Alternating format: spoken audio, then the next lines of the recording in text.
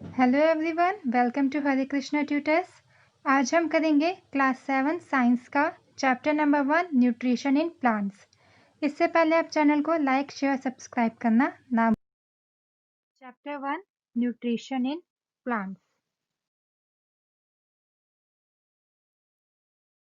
In class 6 you learn that food is essential for all living organism. हमने class 6 में ये चीज़ पढ़ी थी कि जो फूड होता है वो सारे लिविंग ऑर्गेनिज्म जिसमें हमारे ह्यूमन बींग्स, एनिमल्स, प्लांट्स ये सब आते हैं, उन सब के लिए फूड जो है वो एसेंशियल है यानी कि नेसेसरी है।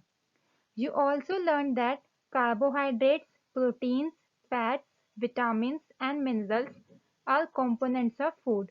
हमने ये भी पढ़ा था कि उसमें हमारे फूड के कंपोनेंट्स थे, जैसे कि carbohydrate, proteins, fats, vitamin and minerals. These components of food are necessary for our body and are called nutrients। ये सारे जितने भी हमारे कंपोनेंट्स होते हैं ये हमारी बॉडी के लिए काफ़ी ज़्यादा नेसेसरी होते हैं, ज़रूरी होते हैं। और इन सारी चीज़ों को अगर हम ये जितने भी कंपोनेंट्स हैं अगर हम इनको इकट्ठे मिला दें तो हमारे क्या बनते हैं? न्यूट्रिएंट्स।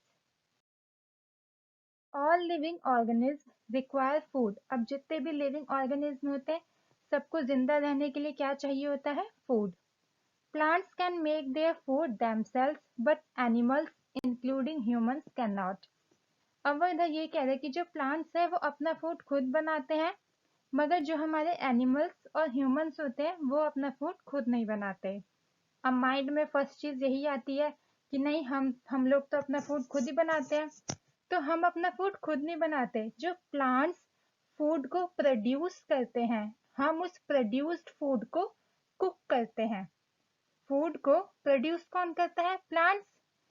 उस फूड को हम कुक यानी कि हम उस फूड को पकाते हैं ताकि हम उसको खा सके, ठीक है। मगर वो फूड प्रोड्यूस कौन कर रहा है? प्लांट्स।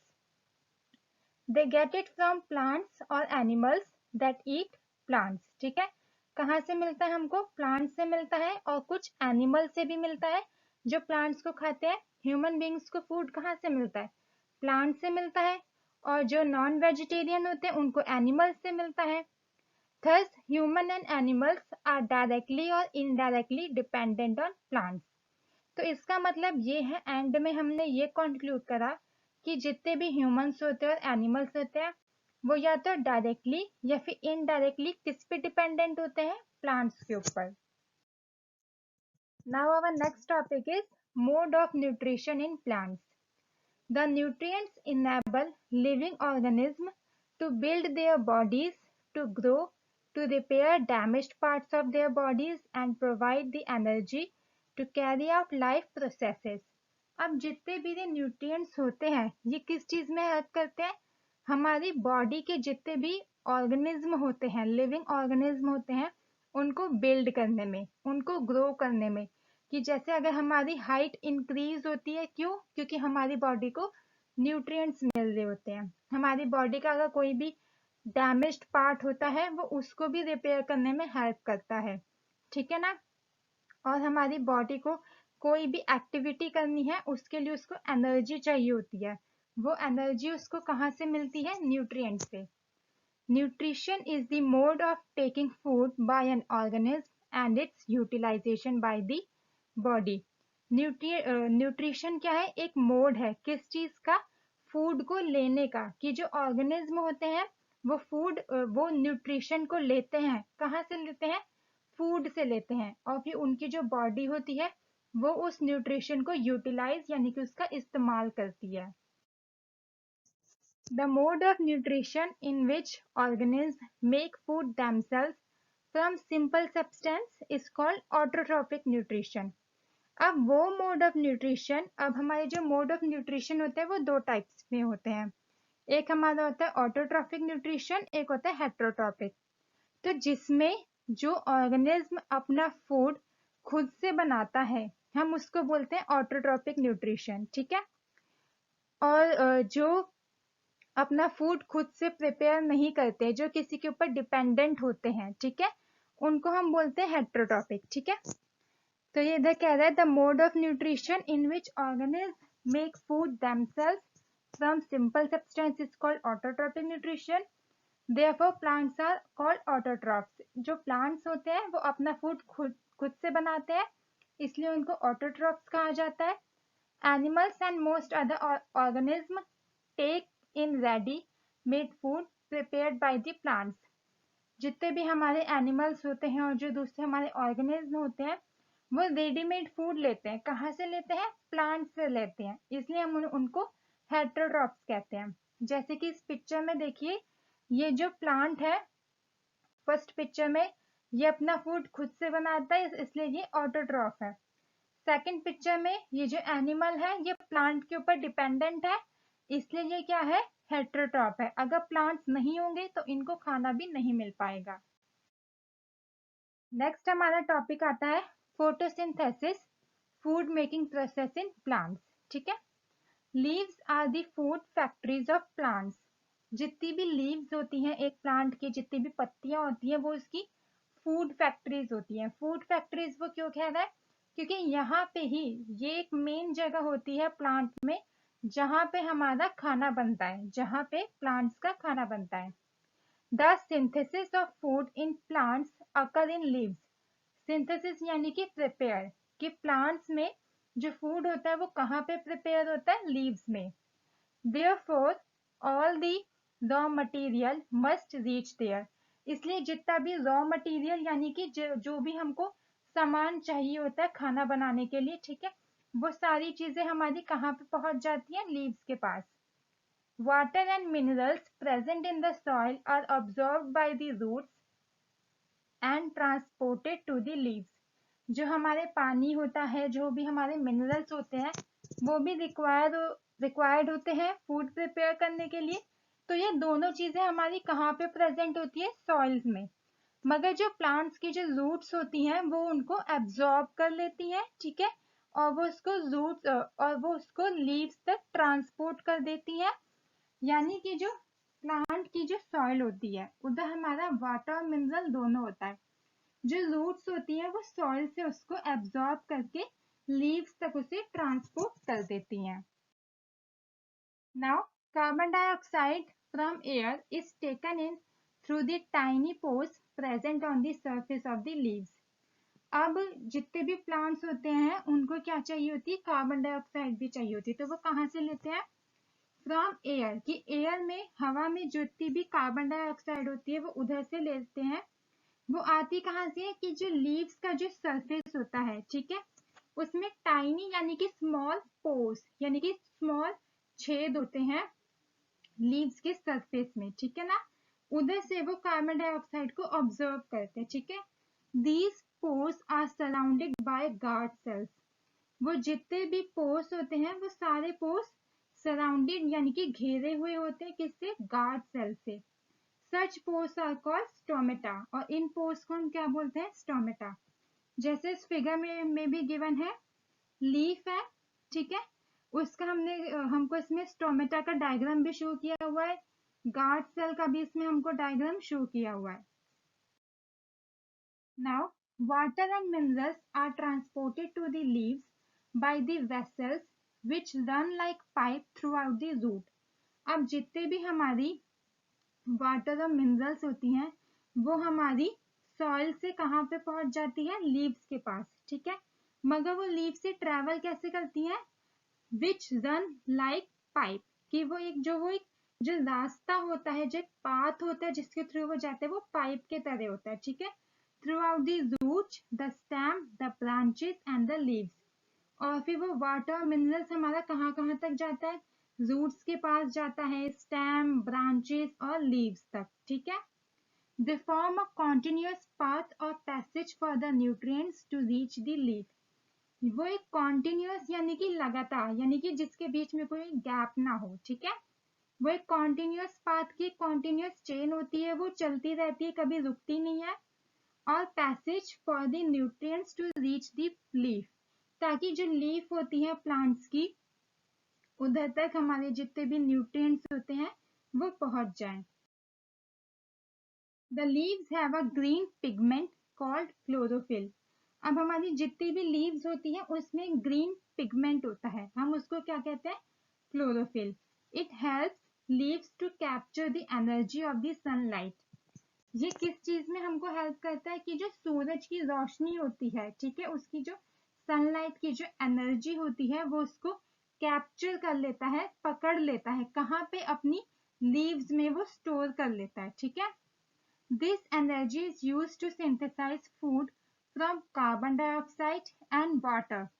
अब ये एनर्जी हमको किस चीज में हेल्प करती है? सिंथेसाइज यानी कि प्रिपेयर करने में। क्या?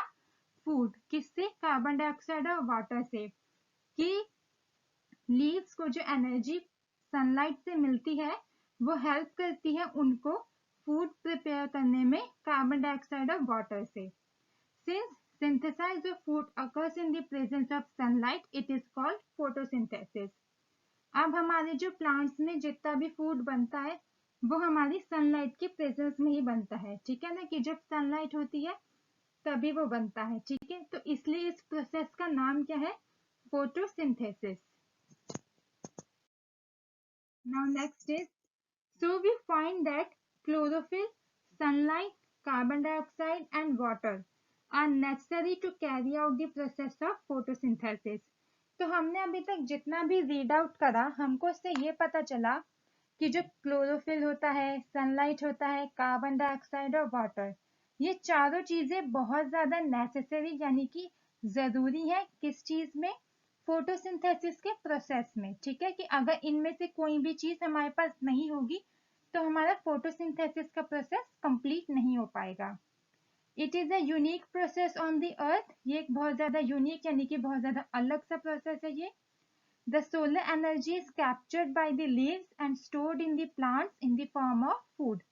जो सोलर एनर्जी जो होती है यानी कि सोलर एनर्जी, वो एनर्जी जो हमको सन से मिलती है, वो लीव्स क्या करती है? उसको कैप्चर कर लेती है, ठीक है, and stored in the plants in the form of food, और फिर वो उसको प्लांट्स में स्टोर कर लेती है फूड के तौर पे, ठीक है। Now thus sun is the ultimate source of energy for all living organisms. तो जो सन है वो एक अल्टीमेट सोर्स है एनर्जी का जितने भी लिविंग ऑर्गेनिज्म है उनके लिए। कि अगर सोर्स नहीं होगा, और सॉरी, कि अगर सन नहीं होगा तो उनको एनर्जी नहीं मिल पाएगी लिविंग ऑर्गेनिज्म को, ठीक है। नाउ अब ये हमसे क्वेश्चन पूछ रहा है, can you imagine life on earth in the absence of photosynthesis? कि क्या तुम अपनी लाइफ को सोच सकते हो कि वो कैसी होगी बिना फोटोसिंथेसिस के? In the absence of photosynthesis there would not be any food. कि अगर फोटोसिंथेसिस नहीं होगा तो कोई भी फूड नहीं होगा। क्योंकि हमने चैप्टर की स्टार्टिंग में पढ़ा था कि डायरेक्टली और इनडायरेक्टली जितने भी हमारे ह्यूमन बींग्स है, एनिमल्स है, वो किस पे डिपेंडेंट है? प्लांट्स के ऊपर। Now the survival of almost all living organisms directly और indirectly depends upon the food made by the plants. हमने जैसे कि अभी बोला कि जितना भी सर्वाइवल है यानी कि वो जितनी भी लाइफ अटेंड करेंगे हमारे एनिमल्स और प्लांट्स, सॉरी, हमारे एनिमल्स और ह्यूमन बींग्स, वो डायरेक्टली और इनडायरेक्टली किसके ऊपर डिपेंड करता है? हमारा प्लांट्स के ऊपर। Besides oxygen, which is essential for the survival of all living organisms, is produced during photosynthesis. और यहाँ तक कि जो ऑक्सीजन होती है वो सारे लिविंग ऑर्गेनिज्म को चाहिए होता है। हमारे एनिमल्स को भी चाहिए, वो ह्यूमन बींग्स को भी चाहिए। वो भी किसके थ्रू प्रोड्यूस की जाती है? फोटोसिंथेसिस के प्रोसेस के थ्रू। क्योंकि जो हमारे जो प्लांट्स होते हैं वो ऑक्सीजन रिलीज करते हैं और कार्बन डाइऑक्साइड लेते हैं। अगर हमारे प्लांट्स ऑक्सीजन रिलीज नहीं करेंगे तो हमको ऑक्सीजन मिल ही नहीं पाएगी। इन the absence of photosynthesis life would be impossible on the earth. कि अगर हमारे अर्थ में अगर फोटोसिंथेसिस का प्रोसेस नहीं होगा तो जो लाइफ है वो इम्पॉसिबल हो जाएगी अर्थ में। कि अर्थ में फिर कोई भी इंसान, कोई भी जानवर, कोई भी ऑर्गेनिज्म जिंदा नहीं रह पाएगा। During photosynthesis chlorophyll containing cells of leaves in the presence of sunlight use carbon dioxide and water to synthesize carbohydrates.